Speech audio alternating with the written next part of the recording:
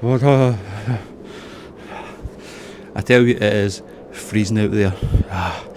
Next time I join a rebellion, I'm going to join one on a warmer, more tropical planet, because whoever decided to set up on this ice cube, I don't like them. They're not my friend. What's happening, guys? Hope we're doing well. Now, in my last video, I said that I was starting to play Star Wars Legion and I was building a rebel army.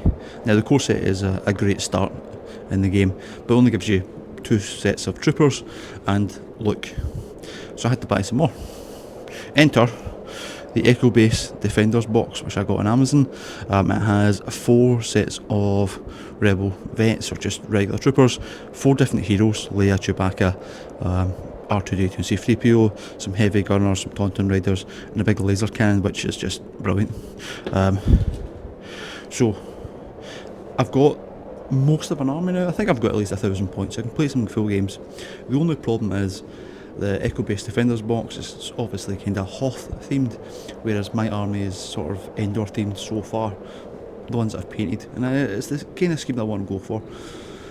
So I have to find a way of making all my rebel vets and all my guys that came in the Echo Base Defenders box look like they belong on Endor.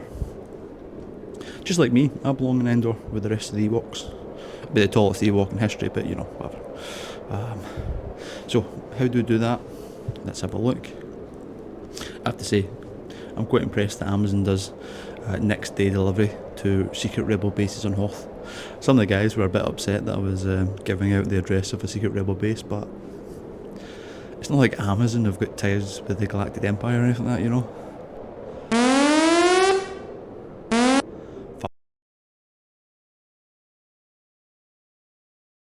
Now that we're somewhere a bit quieter, let's have a proper look at what's inside the box.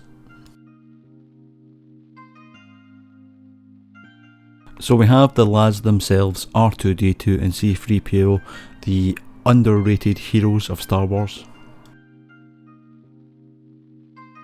And of course Leia, who's going to be the commander of my army, and Chewbacca, who I probably won't use until I get Han Solo.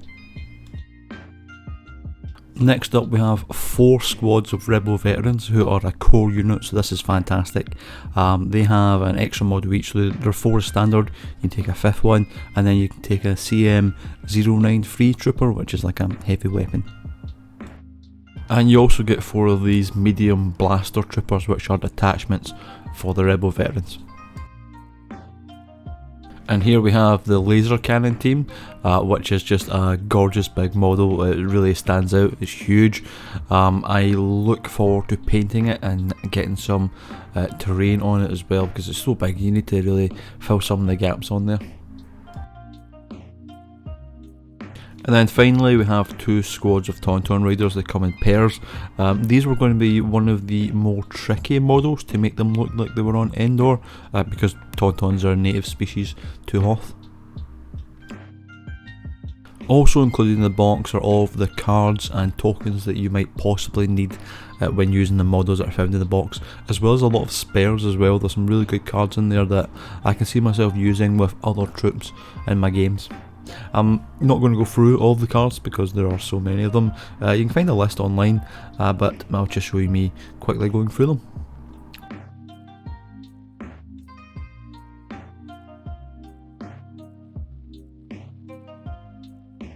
And of course there are a whole bunch of tokens in the box. Now, a lot of people complain that Star Wars Legion is very token heavy.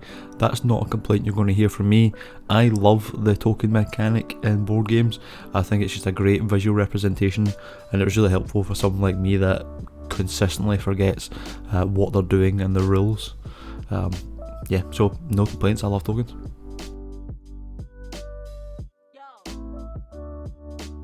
Now onto the actual painting. Again, I'm not going to do a painting guide, I'm not a great painter.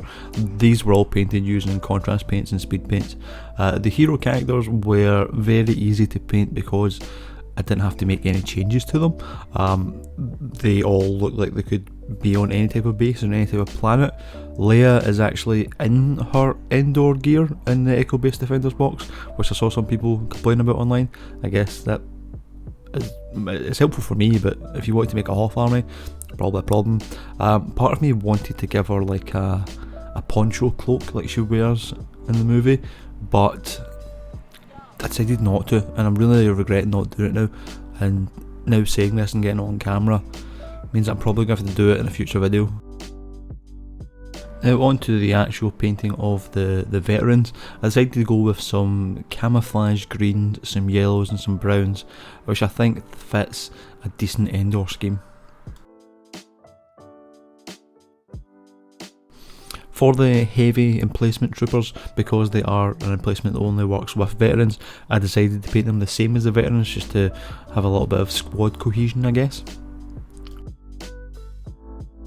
Now the Tauntauns actually caused me the biggest headache. Originally I was going to paint them white and just say that they'd been taken from Hoth to Endor with the rebels, but I decided to just say that these were maybe like a native relative of them, and painted them a nice brown colour. And for the big gun, that was the only challenge with this one was the sheer volume of painting I had to use. Luckily I had got a second pot of Cygor Brown, which is what the bases are painted in. Now that I was happy with my choices for my paint scheme, I just had to get through the actual painting. There's 37 models in the box, so quite a bit to go through, and some of them like the Tauntauns and the laser cannon are quite big, so there's a lot of painting to them. Now I'm no expert painter, so I'm not going to tell you exactly how to paint your models. This was all contrast paints and speed paints for me. I did some details in regular paints once I was happy, but yeah, a lot of it was just speed painting. Whilst you're watching me paint faster than I've ever painted before, a huge thank you to my patrons for supporting the channel and allowing me to make videos like this as consistently as I try anyway. You guys are great. I know it's been a bit of a change going from Lord of the Rings stuff to Legion stuff, but all you guys have been great about it, and it's good to see that a few of you guys are maybe getting into it as well, so that'd be good. I think it's a great game, and I still love Lord of the Rings, even if I'm a little bit unsure of what's going to happen in the next edition. But yeah, thanks to all my patrons for sticking by me in this little bit of a change. If you want to support the channel by joining the Patreon, the link is below. We have a Discord where we hang out, show off pictures of paintings and talk gaming. I'll also send you a Patreon exclusive Rabtastic dice wherever you are in the world. Unfortunately, said dice can't be used for Star Wars Legion. You could use other things, I guess. Now, painting the models is only the first step in making them actually look good. The biggest part for me is basing. I love basing models. So we get our pot of mud and a coffee stick, and we just slap some of this mud down all the bases.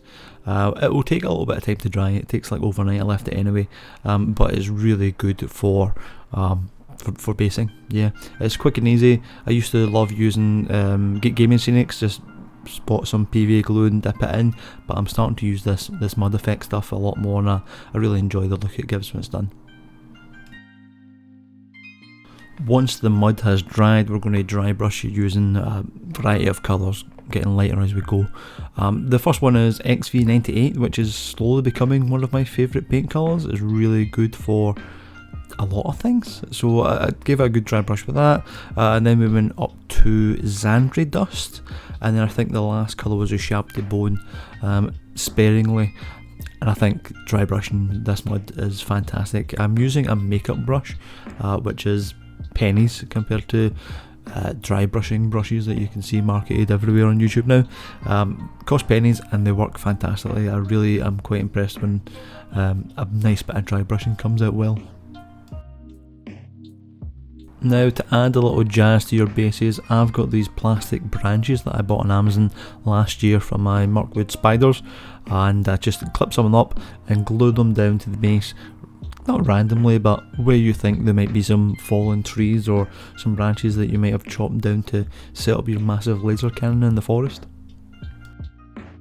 And then of course every base needs some tufts.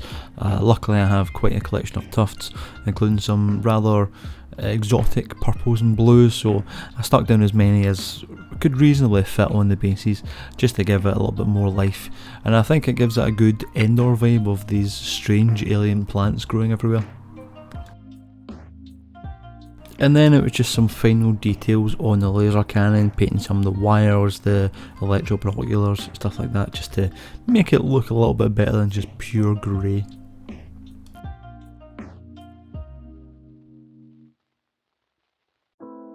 And then it was just rinse and repeat for every other model, and here's the final result.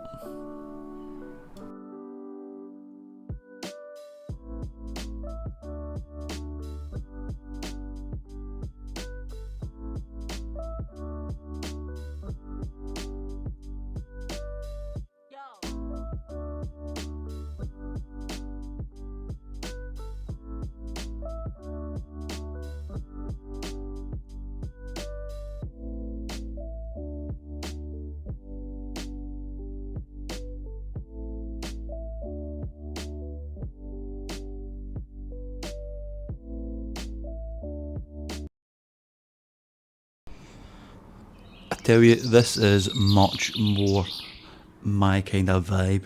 The Ewoks instantly accepted me as some large, hairier version of themselves. They even gave me this cool hat, which they didn't say it was made out of, but it's probably fine, right? I hope you enjoyed the video. If you did, like, subscribe, leave a comment, all the usual good YouTube stuff. We're slowly but surely marching towards YouTube Partner, which is actually wild, and I never thought we'd ever get here. Really enjoying Star Wars Legion, as you can probably tell. I've got 2 more Star Wars Legion video ideas that will be able to get hammered out in the next couple of weeks, as long as I can keep up my painting. And yeah, we'll go from there. There's going to be bat reps as well once I manage to source an opponent that I could probably beat. So that might take a while. But yeah, hope you enjoyed the video, guys. I'll catch you next time.